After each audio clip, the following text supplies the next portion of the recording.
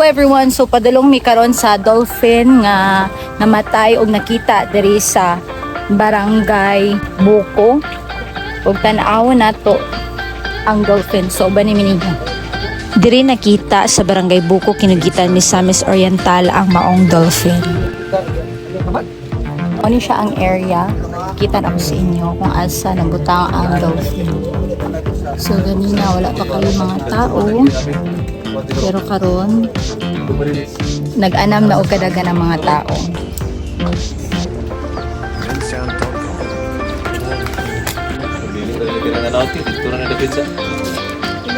So kauban na to karon si Sir Auditor na nakakita sa dolphin diri sa barangay Buko. Pangutanan nato siya kung giunsa niya pagkakita og pagluwas ang maong dolphin.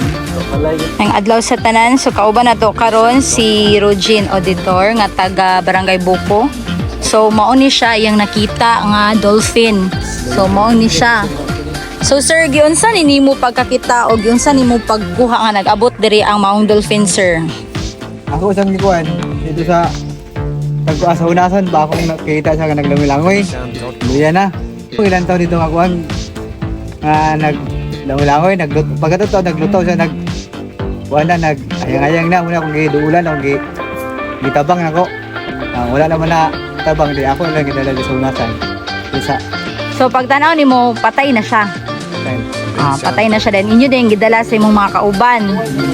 Direct giduol nimo sa PNP, sa BFAR o sa DNR. So unsa may advice nila sir nga buhaton ani? Ilubong.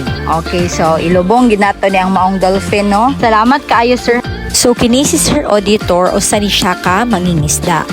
So mao ni siya ang nakita ni Sir Auditor nga dolphin. Babandaan siya nga klase mo kuan.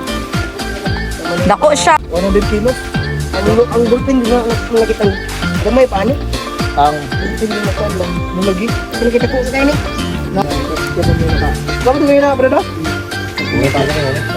Kuan, nawa boleh ni sagot. Boy ko gina ako dito bang? Para ni fit agad. So muni siya ang kadako, no? Lawan duro na bilang. Lapas pa sa kuan. Yung tambok siya. Dagan na di kay sa man. Wala ni siya wala ni share ni. Wata ay bisig ng tip ya. Taas masabi man. As bawi, paas siya. Tambok ka sa sayo din. Ina, daog ginin nyo nga layo kung itong dagat. Gagi na mas tubig. Gaan na mas kuano sa tubig. Puro yun. Do you know what is the reason why we are not allowed to eat dolphins? Because it is illegal. Both whales and dolphins are protected species, in part due to scarcity and due to belief that they're too close to humans and the sentient scale, and thus to eat them would approach cannibalism. Also, dolphin meat is high in mercury and may pose a health danger to humans when consumed.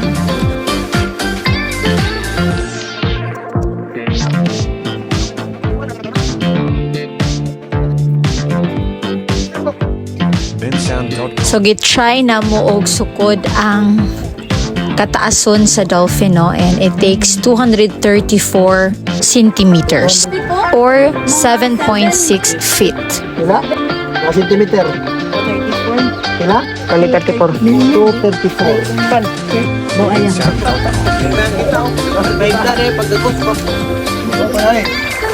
Sudah tuh gani ada pit na wala sa nila. Dito pika sa wala? Ganina, no? Makita nato ang mga samad-samad sa dolphin og dili nato istorya kung naunsa jud ni siya pagkamatay or gipatay bagid siya or Wala kanina unsay kuan. nahitabo gid sa iya kay pagkakita sa iya patay na gid siya kay naglutaw naman siya. Daan na ni ang iyang mga samad before siguro, niya grabe, nakita sa katong mangingisda ang nakakita sa iya.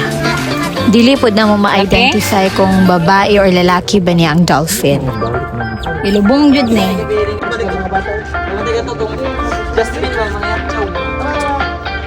So ang plano ani is ilubong ang maong dolphin. Maling siya. Gabi kapita ang atong giagian. Taliwala sa kaulan, amo ginipaning kamutan nga malubong ang maong dolphin kay kung madugayan ni siya, manimaho na gid ni siya o maka-disturbo kaayo sa atong mga katawhan diri sa barangay Buko. Kasi nga dolphin. Yun nga pa. Ako na sa pisina kaya dito din yung mga dolphin nakatlagan.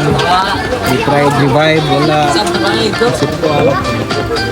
Hospital sa Balao na ito. Pagsunod ng Balao. Awareness natin lang siya. Makita tagin namin ang klase ng dolphin. Yung nakatsada ni Gato ng bilobong. Oo, agad siya. Bawal agad siya. Kaya mamaya ito upan. Ako lagi nila mga bata diri nga.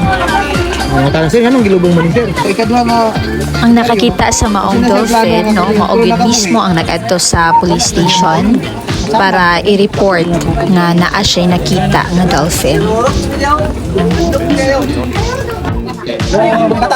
So again, kung natin makita nga mga inani nga dili na to kailangan na kaunon or dili na to pasipad-an kay mga endangered species man ni sila pasabot ana talag sa una kay sila makita labi na sa atong nasod og kani sila dili ni sila pwede kaunon. So ang angay dani nga buhaton is ilubong. So daghan kaayong salamat. For more videos, please don't forget to subscribe in my YouTube channel, Febisa Arenas, and don't forget to like our Facebook account, Kinagitan MPS and Kinagitan MCAD, and also don't forget to like and share this video. Again, this is Pat Febisa Arenas under the direct supervision of Police Captain Eugene Mandang Zambrano from Kinagitan MPS. Bye! Serbisyong nagkakaisa to serve and protect. Pulis mismo kauban mo.